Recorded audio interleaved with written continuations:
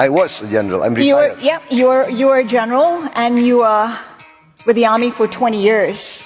You were also 28 years, yes. 28 years. It's a long time. Some people perhaps feel like your policies will be viewed through military eyes. How do you respond to that?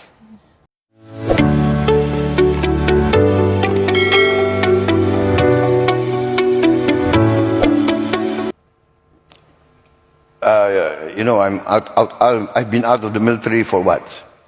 Maybe more than 25 years. So I think it's just, it's a, what do you call it? It's a non sequitur. It doesn't relate to any. What kind of leadership style do you think you'll adopt as a president? I will be myself. I will be genuine. What does that mean?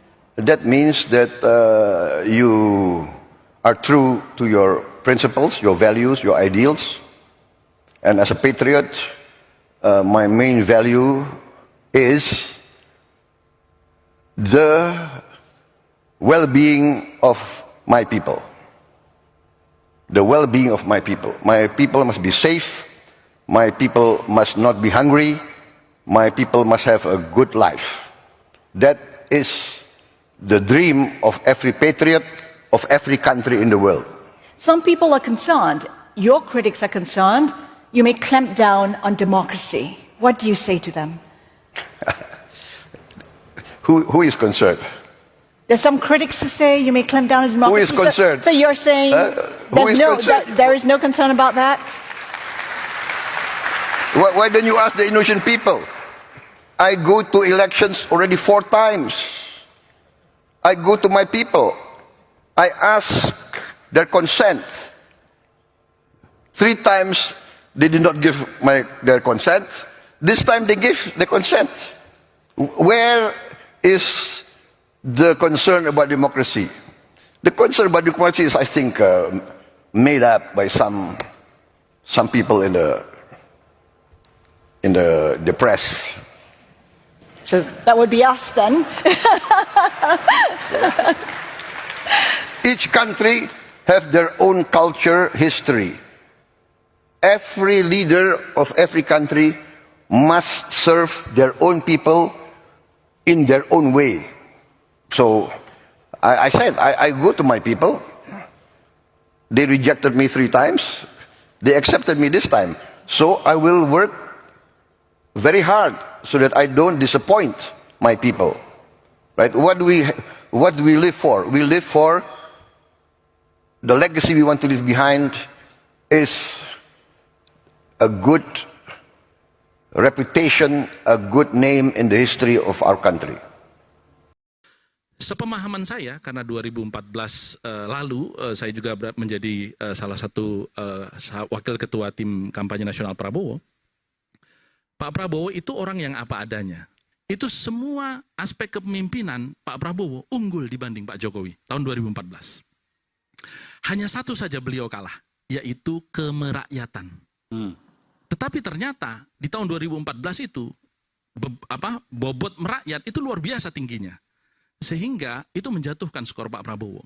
Jadi Pak Prabowo waktu itu tetap pakai mobilnya. Ya, saya sarankan waktu itu, saya sampaikan Pak, izin Pak, ini dari tim survei dan saya waktu itu ketua tim divisi strategi, menyarankan kepada Pak atas masukan teman-teman agar mengubah mobil Pak. Kemudian saya sampaikan itu, Pak Prabowo mengatakan, enggak. Kenapa Pak? Itu kan menipu rakyat. Kita membaca tulisan Pak Prabowo beberapa hari yang lalu di majalah Economist itu tentang runtuhnya moral dari negara-negara barat, legitimasi mereka sebagai pendukung demokrasi dan human right, standar ganda mereka di Ukraina dengan di Gaza gitu, itu kan dibuka oleh Pak Prabowo. Di sisi yang lain itu ada China yang sekarang ini mengagumkan kita ini Bang Akbar. Ya. Sebuah negara ya penduduknya 1,2 1,3 miliar penduduk merdeka di belakang kita Bang Akbar. Kita lebih dulu merdeka dari mereka. Sekarang pendapatan per kapita kita ini baru 4.000 ya, naik turun begitu. Mereka sudah 17.000 pendapatan per kapitanya. Negara itu 4 kali lebih lipat rakyatnya lebih kaya daripada kita, dengan janji pemerataan karena sistemnya komunis ya. Kita mesti punya kejelasan dan keberanian di tengah dualisme latar belakang kita, otoritarianisme orde lama dan orde baru, atau liberalisme orde lama dan otoritarianisme orde baru yang juga berakhir dengan otoritarianisme juga di orde lama.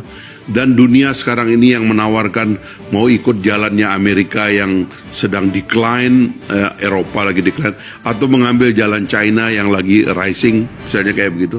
Belum dilantik, Pak Prabowo sudah menulis di salah satu majalah sebuah tulisan yang luar biasa sih menurut saya. Satu majalah yang paling bergengsi di dunia ya, yang dibaca oleh seluruh pemimpin dunia.